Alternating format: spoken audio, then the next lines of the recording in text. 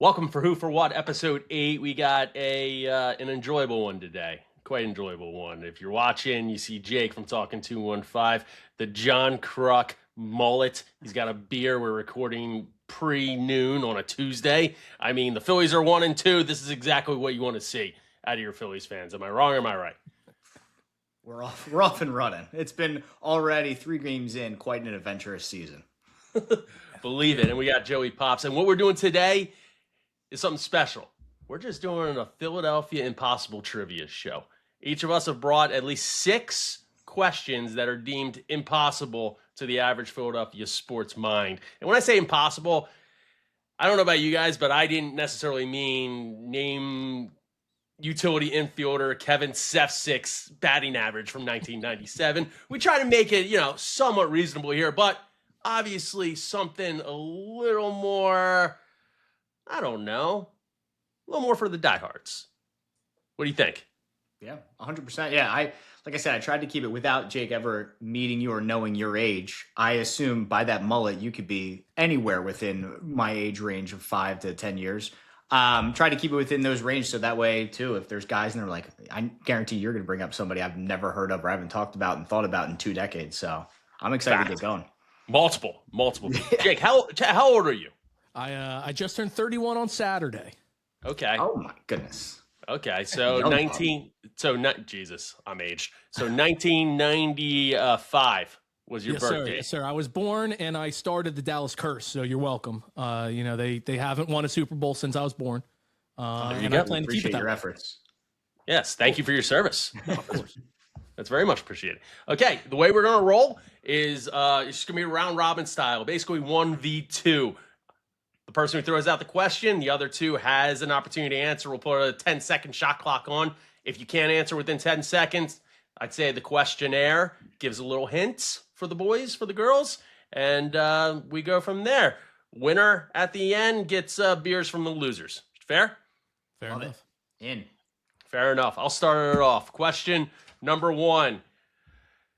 We'll go with birds. We'll start with birds. Behind A.J. Brown and Devontae Smith, who holds the record for most receptions by a Philadelphia Eagles wide receiver? In a season, or are we talking? In a season. Okay. I think I actually know this. Yeah, just fire away. I'd have to go Mike Quick. Mike Quick, that's your answer? I think it's Jeremy Maclin. Jeremy Maclin. Good guess. Both wrong. Oh, Both very wrong. This wide receiver played in the 90s. Oh, my God. I play with him in Madden all the time. Irvin Fryer. Irvin Fryer, correct. Yeah. Ding, ding, ding. Madden and Joe Montana. Yes. QB Spectacular or whatever that game was. Yeah. Very good times. All right. Joey Pops got 1. You're up, sir. All right. What do you guys give me? Phillies, Eagles, Sixers. Where do you guys want to go? It's up to you. You're the questionnaire. You got right. God's balls in your hands. All right. Come on. Mix it up. All right. Let's go Sixers. All right. So VJ is wearing 77, the second highest number ever worn by a Sixer. What's the highest number worn and by whom? Smitty, this one's all you, big dog.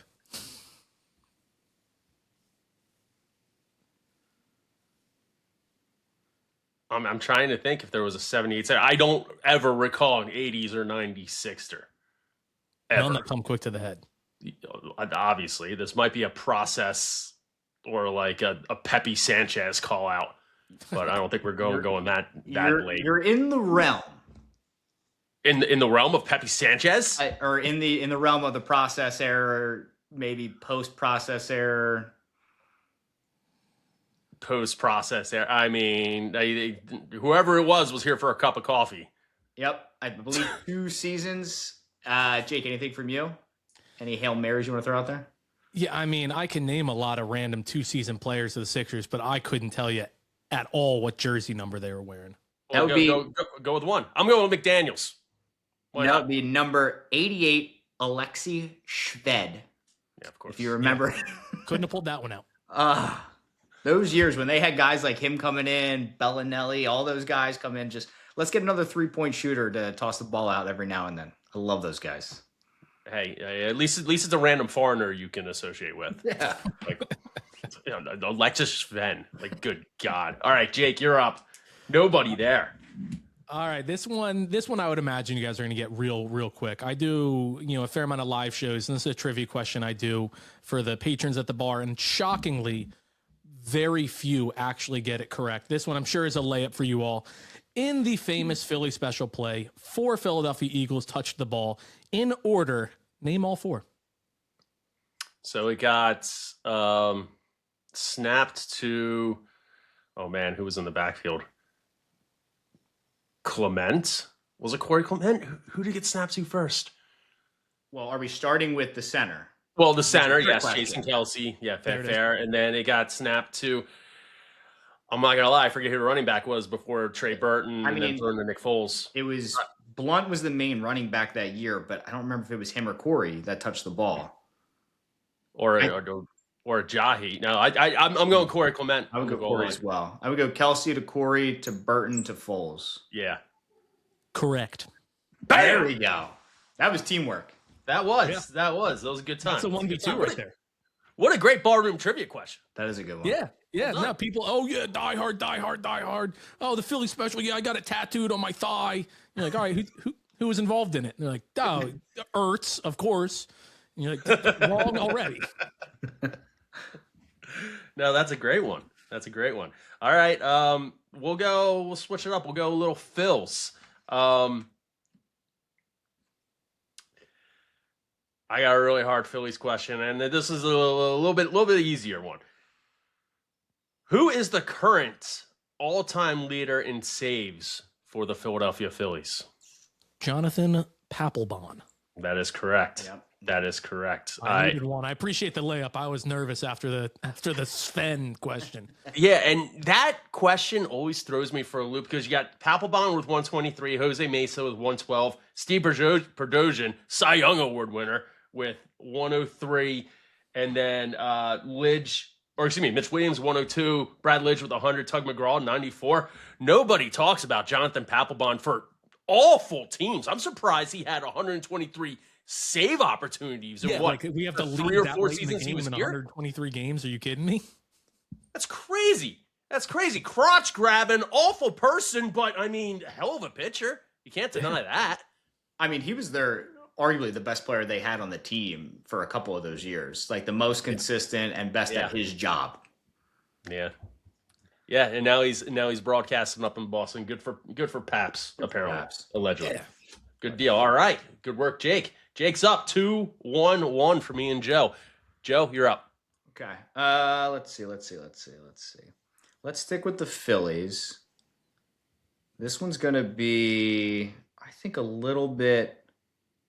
All right, this one's gonna be a little tricky.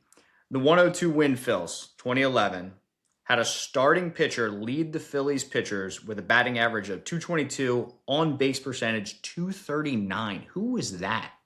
Starting pitcher? Why wouldn't it be Joe Blanton if that's like he's the one hitting a homer in the World Series? I think was Joe Blanton still on the team in 2011?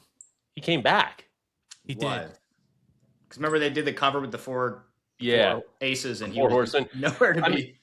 I think Oswalt swung a good stick too. So did Cliff Lee. They had a couple because you had Hamels could swing it. Lee. Yeah, Hamels was always good for a random double. There's another guy though you haven't mentioned.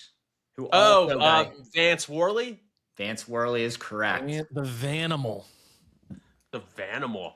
Yeah, people forget him in 2011, but that's what happens when you win 102 games, most of franchise history, and the way that it ended. Yeah, and you have 4 maybe Hall of Famers that are in your rotation. Yeah, exactly. Vance Worley's gonna get lost in the shuffle. All right, you're up, Jake. All right, with a lot of talk around Howie's season, who was the first player that Howie Roseman ever drafted?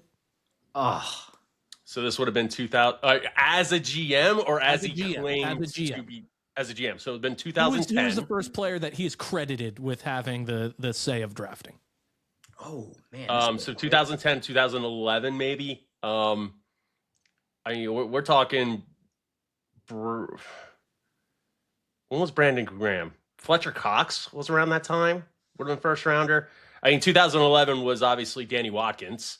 So hopefully, that could be him. He was No. Yeah. So then it was Fletcher Cox then in 2010. Do we want a hint? I mean, if that's not it instantly, then hopefully I'm correct in this. I'll give you a hint. They were on the team last season. Oh, then Brandon Graham. Yeah. Yes. It would have been Brandon Graham.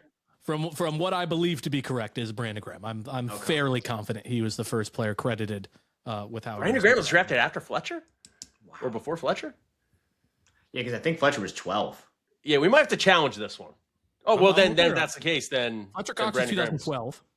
Yeah. Okay, then you're correct. Brandon Graham, 2010. Damn. Yes, Brandon Graham. Good 13th times. overall pick. 2010. 2010, and it took until 2017 to have him overcome Earl Thomas in that curse of being drafted. And I'll tell you what, talk about a complete 180 that this city looks at him from where he was before that to where now it's like, is he one of the greatest 5 Eagles, 10 Eagles of all time? Before it's like maybe the worst draft pick ever. It's wild.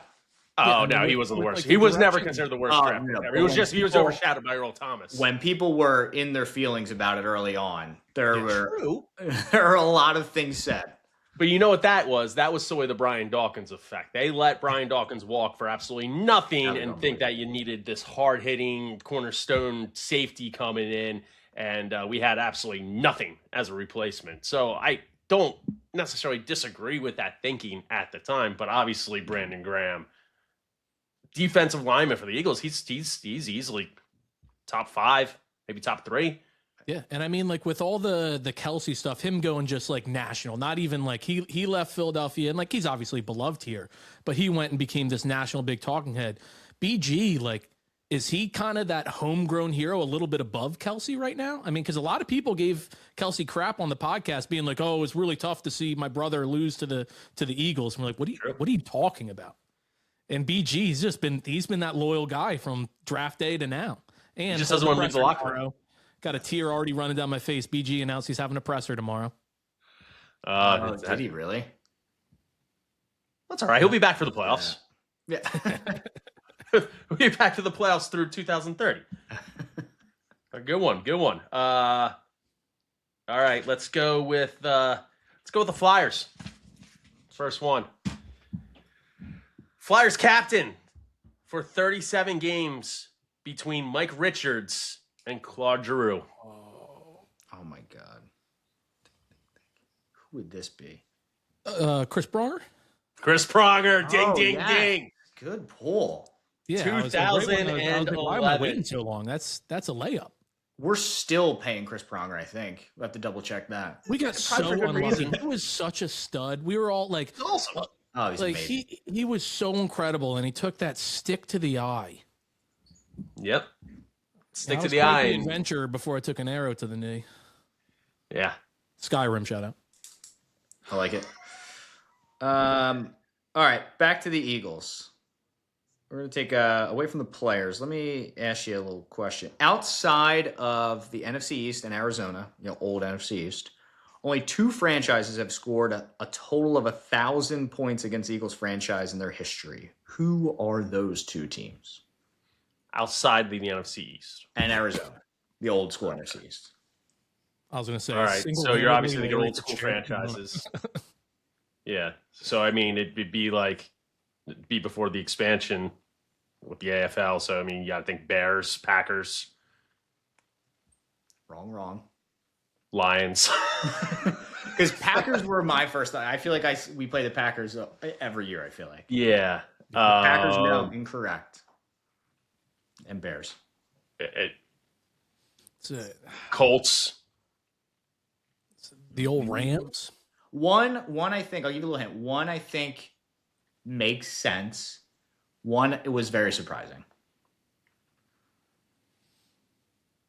I don't even want to throw the West Coast teams out there. Vikings. Steelers have been around for. Steelers are one. Yeah, that would be the one that makes sense. Yes. The other one, Steelers. to me, was shocking and kind of random.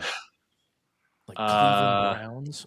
The Cleveland Browns. Yeah. They have the most points outside of any NFC East team scored against the Eagles in franchise history with 1,249. Do not give me those points. That you set it up with. Oh, you'd like it's shock you. Like, of course, the Cleveland Browns. Whenever you say like, oh, an NFL team that you'd never think did good in anything, of course you're going to think the Cleveland Browns. Mm. Yeah, Cleveland Browns and points don't go together very well. No. All right, Jake, giddy up. All right, gonna go back to the Fly Guys. This one should be right when I'm done the question, you guys are gonna answer it. In 2004, Philadelphia Flyers set the NHL record for most penalty minutes in a game with 216.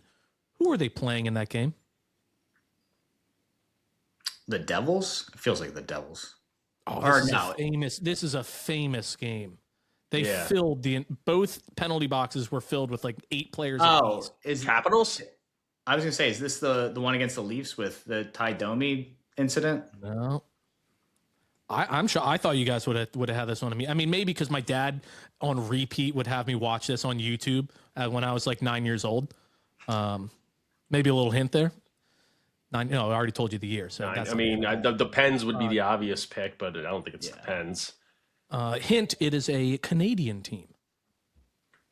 Canadians? It is not. I mean, they were Flames? Canadian. But... We'll just run down the list.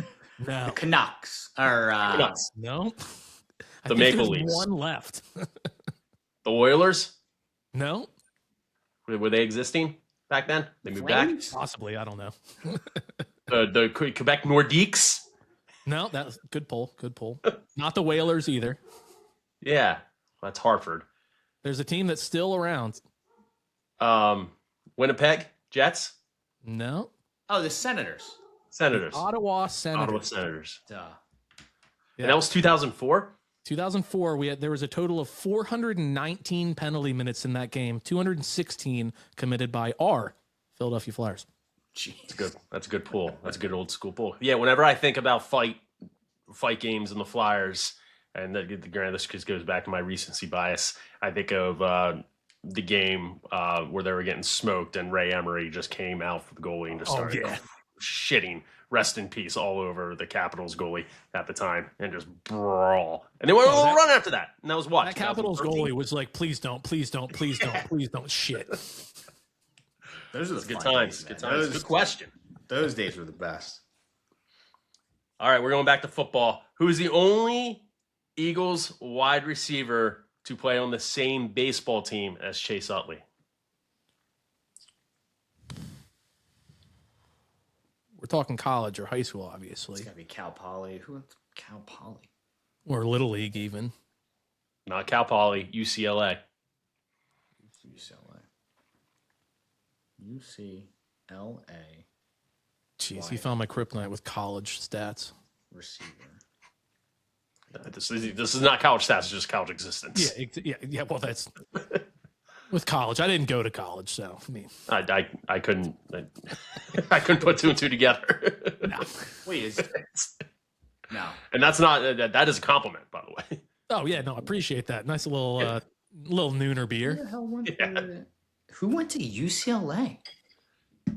First round draft pick, Philadelphia Eagles. Wide receiver. Around the time, so then it's got to be around the same age as Utley. So, I mean, played on the 2004 Super Bowl team. Okay, that helps. Then it's got to be Terrell Owens. It is not T.O. It is not Billy McMullen. Fred X. Fred X. Oh yes, duh. Freddie Mitchell, UCLA, played for a year of college baseball. With That's Chase such Utley. a good question. He's got me blocked on Twitter. We got into a little back and forth once, and you got a little back and forth with Freddie. Yeah, he was mixing it up a little much, and he blocked me immediately. So Freddie Mitchell and I had Christmas dinner one time together. Wow, really? True story. Yeah. Who invited whom to that? Sean Brace invited both of us. Okay. You figure that one out. No, the Eagles, this was 2017. The Eagles were playing the Raiders on Christmas night at the Link, and we did a pregame show at Xfinity Live. Me, Freddie Mitchell, and Sean Brace. So yeah, had Christmas dinner with Freddie Mitchell. Good time. Great guy when we were there. What a Christmas experience. Yeah. Cold as shit that game. But speaking of Brace, though, R.I.P. the Wings. You see that? They're closing down the franchise again. R.I.P. Did see it. Good. I mean, it's a shame that they can't figure out a professional lacrosse squad in Philadelphia, which is arguably one of the biggest lacrosse areas in the world. Yeah. Huge bummer. All right, you're up, Joe. I'm up. Let's go. Let's go back to the Phillies. All right. Zach Wheeler. He's the only Phillies pitcher with a 10+ K per 9. Who is the second highest with, I believe, a 9.8? I have to check. That's current? No. This is all time. I mean, I know, like, relief pitcher or starting? This would be a starter. Okay. Because I know, like, David Robertson at one point had the highest K per 9 in Major League Baseball history for some reason. Not him. Not Vinny Velasquez, right? Holy shit. I feel like you're just tossing these. It can't be that guy. But yes, Vinny V experience. Yeah, I know he sucked, but he could strike guys out. Yes. What a that 16K performance against the Padres. Yeah. He can still make a career out of that between that game and when he was put in left field and threw somebody out of home. He could make a legitimate career out of being a Philadelphia media member. Yeah, dude, especially after those two incidents. Especially after Brandon Marsh's throw home in Game 2 of this season. Oh my gosh, that thing rolled to the plate. And I like B. Marsh. I mean, look at my hair. Like, I like B. Marsh, but that throw was atrocious. You get Vinny Velasquez gunning guys down, and Brandon Marsh is underhand and getting a taste of the rainbow with a Skittles throw to home plate. Vinny Velasquez is one of the casualties of having unbelievable stuff, but just never could figure it out. Yeah. Ever. Just a thrower, not a pitcher. Yeah. Is that like all right, Jake? Sixto Sanchez guy was incredible, but it wasn't even figured out. He just went to like Tasty Cakes or something. I mean, he went 6-ton Sanchez real quick with Miami. Went from like, the Miami won this trade to now he hasn't pitched since 2022. Between that trade and Kyle Drabeck for Roy Halladay, there is no reason to hold on to prospects anymore in Philadelphia. Yeah, JT Realmuto for Sixto Sanchez and Roy Halladay for Kyle Drabeck. I was convinced Drabeck was going to be an ace. Everyone was. I was. There was no doubt in my mind that he was going to be an ace. How many guys did we hold on to during the Ed Wade's untradeable years? Now, Ed Wade, I will admit, got a very, very bad rap at the time, but he essentially, along with Gillick, obviously laid the foundation for the 2008 run. And, but he's protecting guys like Adam Eaton, the pitcher, who's saying he's untradeable for like Andy Pettit at the deadline. Yeah. I mean, that's just been the Phillies in general. I mean, how long did we hear Griff McGarry, untouchable prospect, Griff McGarry, Spencer Howard, Nick Abel, finally. Is he still in the show? He can't still be in the show. I would be shocked if he is. Yeah. No. But you see with Andrew Painter, kind of. Yeah. Hopefully it turns out. Spencer Howard's big issue was he would throw 110% in the first 2 innings, and by the third and fourth inning, he had nothing left. He'd go from 98 in the first inning to 92 in the third. He had no idea how to just, start the game 85% and keep it there. Pace yourself. And he'd burn out by the RAV fourth inning and just be done. Yeah, the Toyota RAV4, it's taking down taking down weaker arms and legs. We're getting rid of every staple in the bank. Can we get rid of the RAV fourth inning? Harry the K's, we can get rid of that for Ghost energy drinks. No. Well, you know of all people, Jake, that the Toyota RAV4th inning is a sponsorship, and it's paying the salaries of a lot of baseball players on that team. John Middleton is worth $3.4 billion. He will, at this point, take away every little piece of nostalgia in that park and give it to Toyota and give it to Ghost Energy and give it to Stateside. Why have a clock, right? Who needs the time? Let's get rid of that. Why? Yeah. Why have Ashburn Alley? Why? Why have a Phillies Wall of Fame? Phillies Wall of Fame brought to you by Toyota. Toyota RAV4 Hall of Fame. It's the Harry Kane Tampa's- one though. That's how curses start. Like Yeah.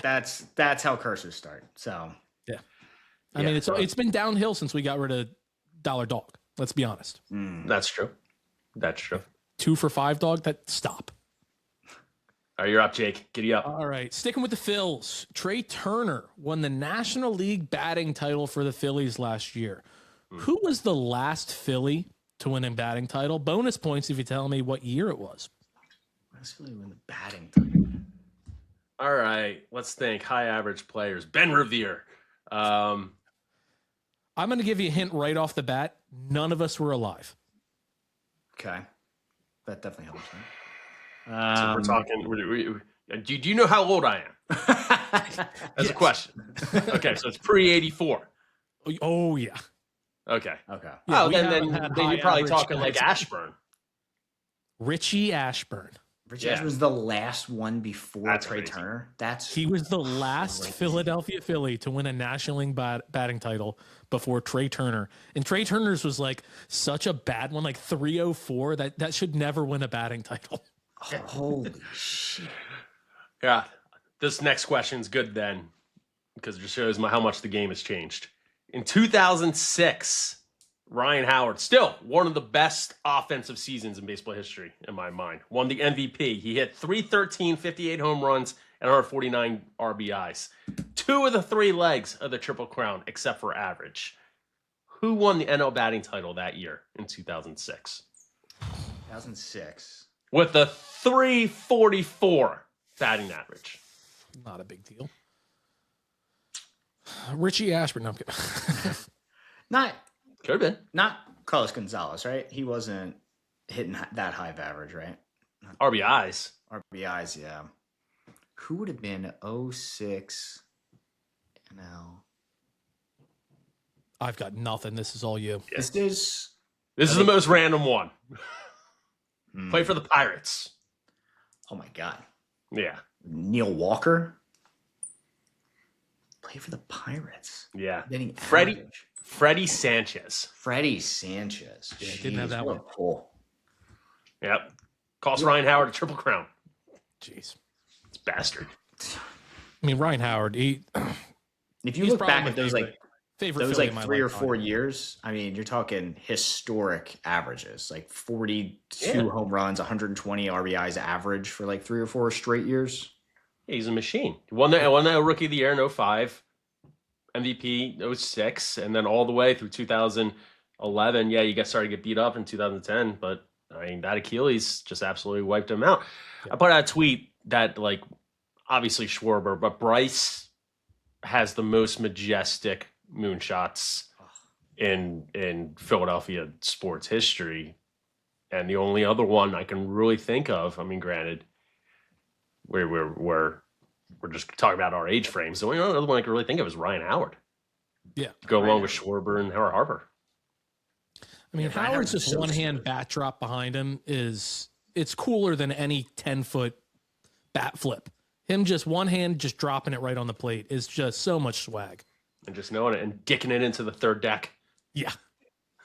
Why not? I made shirts in college when the Dave Chappelle show was like really big, and it was that silhouette. It was a red shirt, white silhouette of Ryan Howard when he's got the bat and he's about to drop it, and it just said, "Is Ryan Howard going to have to hit a pitch?" And I sold like 150 of those in college. It's a good one. Yeah. That's phenomenal. If you put that out now, I I think it will still sell. yeah. Yeah, I'd buy 130 of them. You kidding me? All right, Joe, you're up. All right. Stick with the Phillies. The 2001 Phillies was the first team with a winning record after the 93 Phillies. Hmm.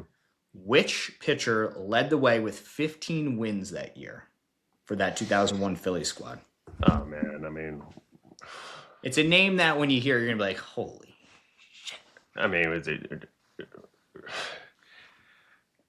Pitchers from that time. What? Randy Wolf, Brandon Duckworth, Omar Dahl. They were all on the team, not the leader. I think Omar Dahl might have been second, I think, with like 13 wins. Matt Beach. No, he was, I believe, He was in the like- 90s. he was our number one guy too that year. 15 wins in 2001. And it wasn't Randy Wolf. I'm not even going to throw was it. up and running though. Yeah. I mean, Sid Fernandez was before. Robert Person? Robert Person Great with pull. 15 Damn. wins to lead the 2001 Phillies. Dude, he could swing a bat, too. Yeah. I was at a game where I think he hit 2 out. He was a hell of a bat. player. Also, Very can underrated. we all agree, like, we miss when pitchers would come up to hit? Like, obviously, it benefits the Phillies. Like, college, like, if we didn't have the DH, we would have never made it to the World Series a couple years ago. Like, it greatly benefits the Phillies. But the whole game of baseball and the strategy around, oh, this guy's throwing a gem, but he's in the 7th inning at 89 pitches, like, and he's up to bat, and it's a tight game. What are we going to do? Like, I love the strategy of baseball. I don't know. For me, I miss that. I miss it too, but it's not as pure anymore because it doesn't speed up the game or make it money. I mean, you look at the pitch clock and you look at the ABS. 2 things that I think personally save baseball in a way to speed up the game, but it's definitely not what it was. Yeah. It's definitely different than anything that nostalgia offers, for better or worse, and it's not going to get any better. Though what I think changed the game of baseball more than anything negatively is when Buster Posey blocked the plate the wrong way, and then all of a sudden there's no play at the plate anymore in baseball, which arguably was the most exciting play in sports. Yeah, that was electric. It was, does he hold on to it? Does he not hold on to it? It was electric. I'm with you. I mean, most of the changes baseball has made, I disagree with, except for I do think the pitch clock is fantastic. I mean, especially if you got kids and you go to a game, you actually have a chance of seeing an entire game now, as opposed to being like, all right, well, we're leaving in the 6th inning because we've already been here. It's 10 o'clock. We got to go. It's a necessity of the times. Yes. That's all it is. Yeah. That's all it is. All right, Jake. You got any more? All right. We are going to go back to the birds. Who has the most postseason catches in Eagles franchise history? Ooh. I mean, it's weird. That might be like Todd Pinkston. I was going to say, or potentially Ertz or Kelsey. No. I mean, Selleck. Not Kelsey. Nope. Selleck. Oh, wow. Because Selleck would have been. You're in the right ballpark. Okay. Running back. Chad Lewis. Nah. I think. Well, it's obviously not T.O. because he only was there for 1 postseason. Yeah. Who else is toting the rock long enough to do Staley? No. Enough years back there? No.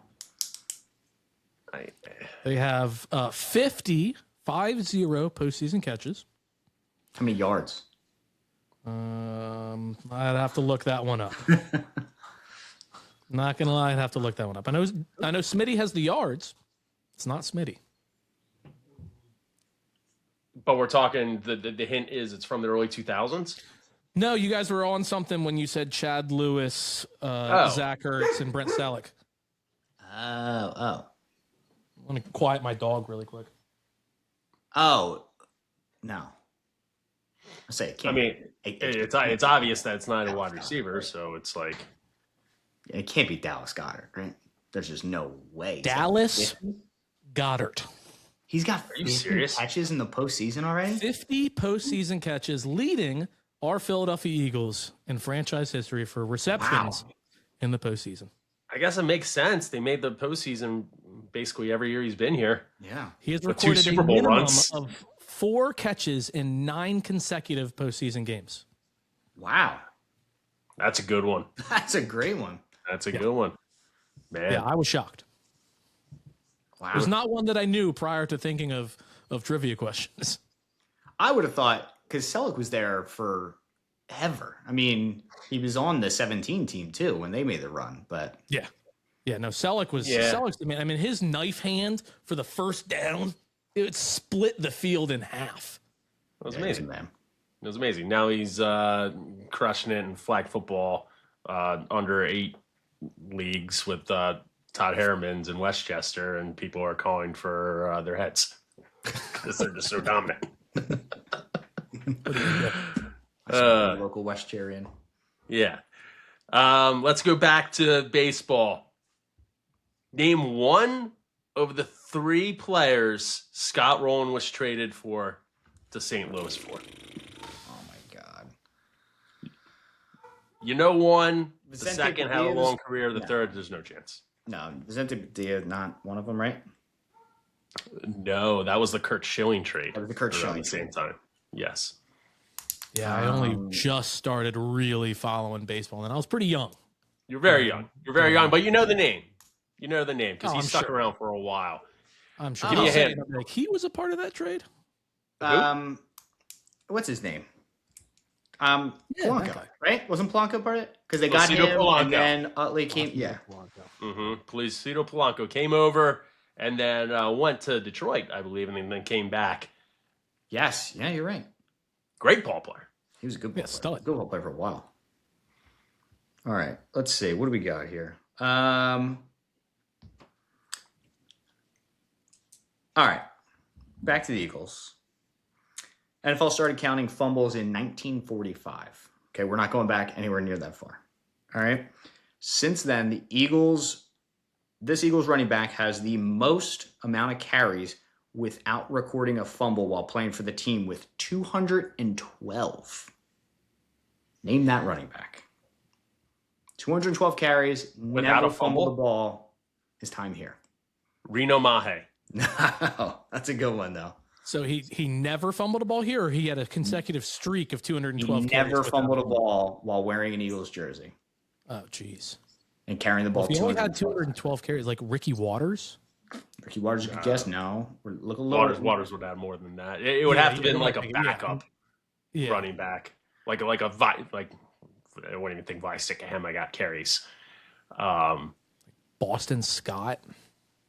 Boston Scott's a good guess. No, Yeah. He's like Corey Clement. not Corey, but That's a little bit okay. before him. Before Wendell him, Smallwood. No, Wendell had a fumble. I know that. No, yeah. Yeah, did Sproles Not ever Sproles. fumble a carry? That would have been a great sneaky answer because everybody thinks Sproles been here forever, but he probably Yeah. only has like 200 actual carries. he probably doesn't He have probably any- has 500 catches yeah. for actual carries. Donnell Pumphrey. Humphrey or whatever. I mean, did DeMarco Murray fumble his one season here? He has one fumble actually. Oh, Wow. I think when I was looking it up, I think he was like the next guy. But no, this was Jordan Howard. 212 carries in an Eagles jersey, never fumbled the ball, never put it on the ground. it's a goal line back. Bears and the Eagles. He's underrated. I didn't mind Jordan underrated. Howard. Yeah. Man, No, he was fine. yeah, what a Got there name. eventually, but it would have Michigan- literally just been guessing players that were here for one. Michigan Yeah. State legend. This is why I love this because Jordan Howard is the type of player that if you did not mention him in this trivia question, I legitimately never would have thought of him again. Yeah. I think everybody thinks of him as a Bear. I don't think course. anybody ever remembers him as an Eagle. Jake, you All got any right. more? We are sticking with the Birds. This one's a little bit of a tricky one. It is very recent. It's last season. But during last season, we successfully blocked 2 kicking attempts, 1 punt, 1 field goal, and returned them for a touchdown. Who blocked said kicks and who scored the touchdowns on said kicks? One's a gimme. The other one, you gotta be impressed. It's Jordan Davis. Yep. Yeah, he blocked and returned. Who returned the other one? The other was a punt. Who did return? It wasn't no. Not Sidney Brown, right? Did he return it? Sidney Brown scored the touchdown Yes. of He that returned punt. it. And who blocked that punt? What third string linebacker? The end. Or cornerback. I don't know It's why. I feel like it's Blankenship, but I feel like I'm wrong. No. They are listed on the depth chart as a tight end. Yeah. Calcutta? Nope. Below him. It's a tight end. Jeff Thomason. Nope. Yeah. I can't remember. Before the re-signings, he was the only tight end after the season ended that was under contract. But you will never think of him as a tight end. I got nothing. I remember the Sidney Brown piece. So that's got to be half a point. Cameron Latu. Cameron Latu, jeez. What a pull. Cameron Latu blocks the punt, returned for a touchdown. Touche. Yeah, we would have known if it was Blankenship or Grant, just seeing that white streak go across blocking the punt. That would have been ingrained in memories. But What are your thoughts on Blankenship being like, oh, it's nice to feel wanted for once? Like he was made a captain. He was made a captain on this team. I mean, I if that's how he feels, that's how he feels. Held unappreciated here. Obviously, he felt slighted by somebody, by Howie or somebody. Somebody. It hurt my soul to hear that, though. Yeah, no, it's tough. It's definitely surprising. Going to go back to basketball here. Two basketball ones. One's kind of basketball. One's not. We'll go with the not one first. What Canadian province is Todd McCullough from?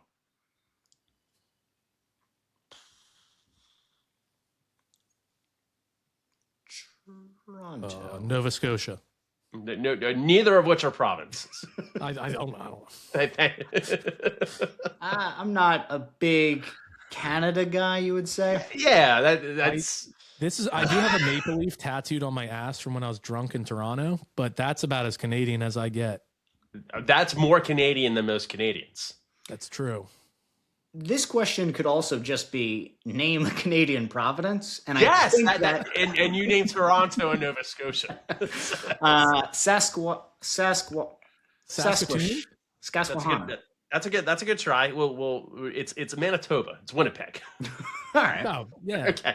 That's close. I mean, that's close. Adam, you're also talking about a year that was USA dominated Canada. So, I mean, USA number one. Yeah. Are you kidding me? Like, I don't need to know anything about those damn Canucks. You kidding me? You need to know something about Todd McCullough. Yeah, it should. Actual Sixers question. Who is the only Sixer not named Wilt, Embiid, Iverson, or Maxey to score over 52 points in a game? Embiid, Maxey. I mean, Iverson. Iverson. Oh, okay. I was like 60 against the Magic. December 12th. I remember that. Wilt, Embiid, Iverson, or Maxey. All right. It's kind of random, so if you don't get right. Is this process years going to be a guy? No, this is 1994. This is Clarence Weatherspoon years. Jerry Stackhouse? No, he would have been drafted in 95. I got no idea. My dog's going nuts, so I'm just going to mute myself. No, that's maybe your dog has an idea. Maybe your dog is a descendant of Willie Burton, the old Willie B. I have not the foggiest idea of who. Are you saying Willie Burton is the answer? Willie Burton's the answer. Oh, nobody was getting that. Nobody was getting that unless they. How many points did he have in a game? 53, I believe. 53 in 1994. I said over 52 because Dana Barros and Moses Malone both had 50 and 51. Okay. Respectfully. Good game, Willie. Good game. Yeah, great game. That was a great game. Amazing game. I can't even imagine in 1994 he comes out, scores 53 points, what everybody's saying about him, and then he's just never mentioned again. Yeah. I'd love to see the what happened next. Where is Willie today? Yeah, where is Willie? Yeah. We got to get Willie B on here. All right. Sticking with the Sixers. This one's I feel like an easy one. Who was the Sixers' leading scorer, talking points per game, in their 10-win process season?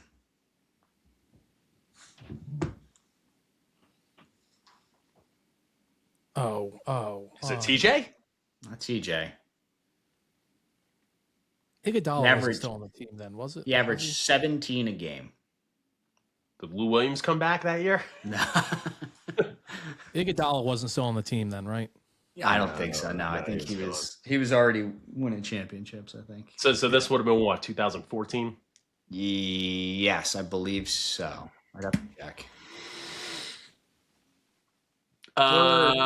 Michael Carter Williams. That was my next guess. Nope. But he was. He might have been by that point. He was a rookie.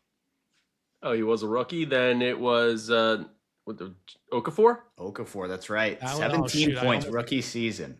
Almost grabbed that one. Not a bad way to start. I almost put with that team. We'll just throw it out there because this is an impossible one to get. Sixers that year had their top 4 contracts they were paying out were guys that weren't playing for the team. Obviously, we know one, which is Embiid, but their top 2.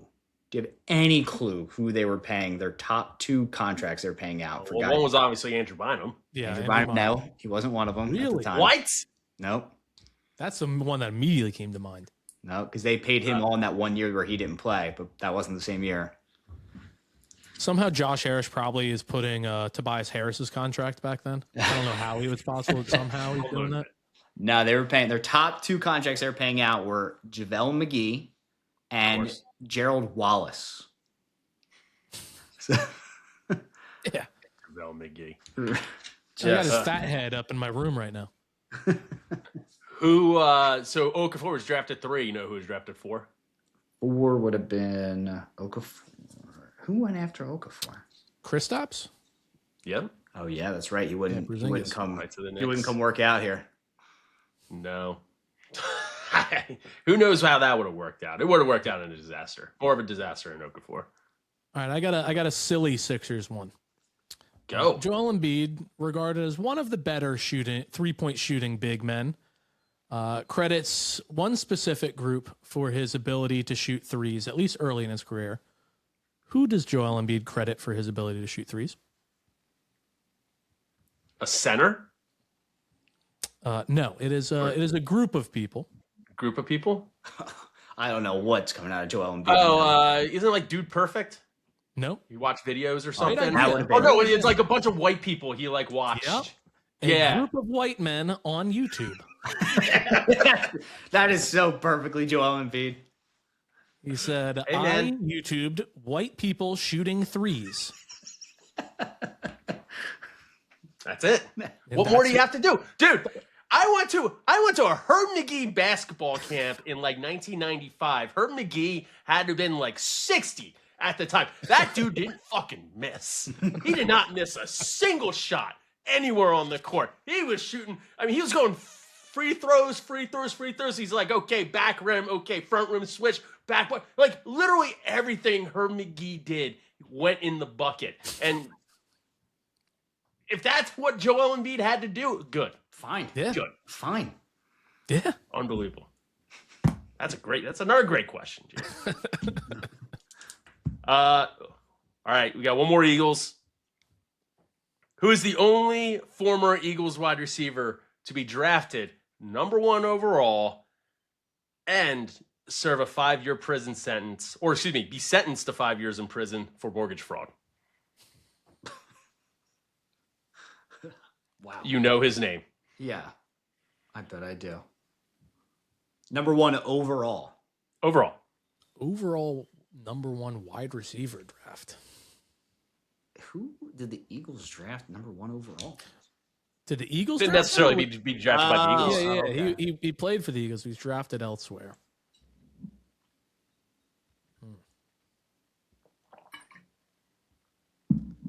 This is before my time, Joe. This is all you, big dog. Oh, yeah. Oh. He was drafted, I believe, in 85 out of Nebraska. And he spent time in prison, probably. Is this Irvin Mitch Fryer Johnson. again? Are you double Irvin Fryering me? Oh, we're double Irvin Fryer. No. Nobody double Irvin Fryers me and gets away with it. Somebody's got to double Irvin Fryer. Nobody's talking about the man anymore. I'm going to double Irvin Fryer. That's what you're going to do. Yeah, I He's mean, drafted when you're overall. when you're #1 overall, you've got to be doubled every now and then. You got to be double every now and then, yeah. And I'll tell you what, Irvin Fryer only served 8 months of that 5-year sentence. Good. Yeah, Good for Irvin. him. Good for Good him. for him. All right. Let me see. We got any more left? Let me see what else we got in here. Never Urban Fryer me.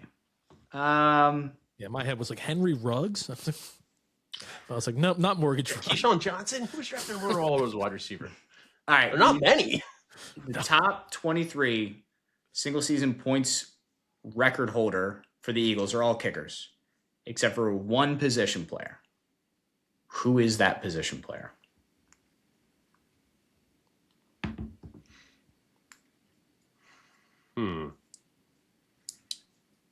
It might be Hurts by this point. Not Hurts. This is single season. So most points scored in a single season by a position player. Okay, so yeah, Hurts, Westbrook. I'm trying to think of who had Recency. massive touchdown years. I mean, Yeah. Saquon had a lot of well, no, he had a lot of yards. He didn't score a crap ton because of the tush push. So yeah, he kept getting eaten up at the goal line. I mean, are we talking like Tommy McDonald? Not Tommy McDonald. Are we talking that era? No. Okay. Is it Dallas Goedert last year? Yeah. I would never Dallas Goedert. Double. I would never double Yeah, Dallas. no. And not a kicker hybrid. Not a kicker hybrid. This is a position player. Because Mark Simoneau got out there and attempted a few extra points at one point. Yeah, not him. This is 20... Give us a yeah, there we go. Yeah. 2011. 2011. 2011, so running back, I mean, Westbrook, was he still around? No, Westbrook wasn't around. Who was 2011? Who was Dream Team? Who was the running back of the Dream Team? Oh, was it Vic? I mean, no, Vic wouldn't have Vic's not a position. running that much. Yeah, it means Running back, 2011, 120 points scored. LaShawn McCoy. LaShawn McCoy. Yeah, LaShawn McCoy. Man, how do we...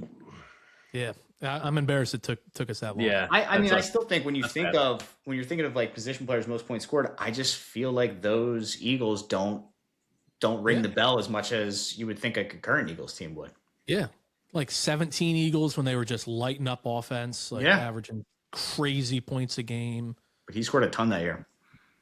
Yeah, 8-8 Dream Team, baby.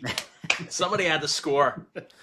Where did I see Nnamdi Asomugha is starring in a movie this year? He's been starring in movies. Oh, He's yeah? been acting. Is he really? He sold his soul, started eating in the car, and then tried the acting route. And I'll tell you what, he's not the worst actor. Really? He's not. Is he in anything of note at all? He was, I remember blogging it, probably like 6 or 7 years ago. He was in something like a love story, and it wasn't as bad as it should have been. Put it that way. Okay. It definitely wasn't as bad. What's that website you can look up like all the movies people been in all? I'm blanking on. Like IMDb?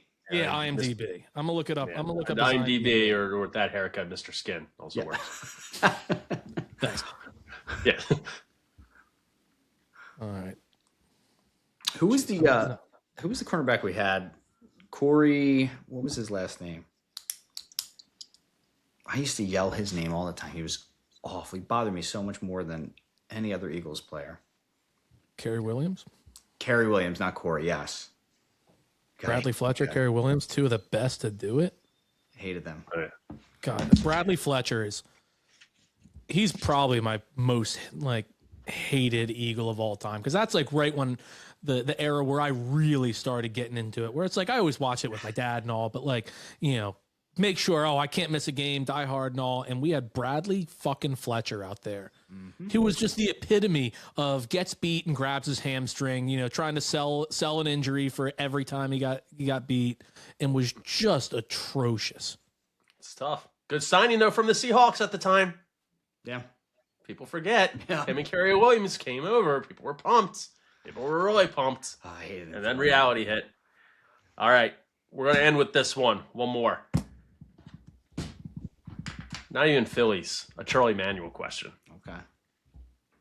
Charlie Manuel's Japanese nickname for the Kintatu Buffaloes and the Yakulet Swallows. True names. What was his nickname that they called him in Japan? Charlie Manuel. What would they name him? It got to be the big something. I'm gonna keep my mouth closed on this. I made a Pearl Harbor joke with Kyle Schwarber last year that did not go over real well on Twitter. So I'm just gonna bow out on this one. I mean, the big. You could talk about Japan while not bringing up Pearl Harbor too. Yeah, no, me talking 2-5 in Japan is a little touchy right now. One of our hosts goes over there to smooth things over twice a year, though. We're good. The big panda, the red panda. One of the red panda. The red panda. You're not that far off. Oh my god! I thought you were going to say that was right. Really? No, you're not that far off. The Aka Oni, the red devil, Charlie Manuel. Even better. Even better. The red devil for the Yakulet Swallows. I chatted with him at that Bring Hope event like a couple years ago. I wish I had that in my back pocket at that time because I would have busted that out immediately. Yeah, I asked him what Pat Burrell is doing right this instant, and he didn't give me a comical answer, so I just moved on to evaluating my swing. I told him, I was like, hey, I just want to say thank you for some of the best years of my life, and this is my wife. Yeah. And Charlie Manuel, as down to earth, good guy as it gets. Great guy. He really is. He really is. And glad to see he's doing better. The Red Devil. Yeah. Red Devil. Sure. Oh, the Red Devil's still slinging. All right, final tallies.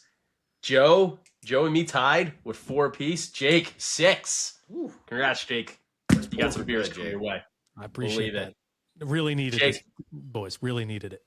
Yeah, Jake, talking 215. You got a charity event coming up with the Eagles? Yep. Yeah. We're doing a charity bucket golf tournament. We're going to be putting out the flyer this week. Just bucket golf, fun outdoor game. We raise money for Eagles autism. I wish it was through the Eagles, but no, it's just a good time. Go out there. You can play one-handed, have a drink in one hand, have a club in the other. Just an excuse to get out there, meet some great people, raise some money for a great cause. It'll be a good time. Absolutely. It doesn't matter if it's through the Eagles. It's for the Eagles, for autism awareness. Like, it's the same shit. Exactly. It's all going to a good spot. Appreciate you, Jake, and everyone listening to Talking 215. This guy is great, and he knows his stuff, as do all of his boys. Joe, appreciate it. We'll give a better effort next time. We won combined. I mean, you can't argue with that. But also, like I said, there was 1 or 2 of those where I'm like, I don't deserve that one.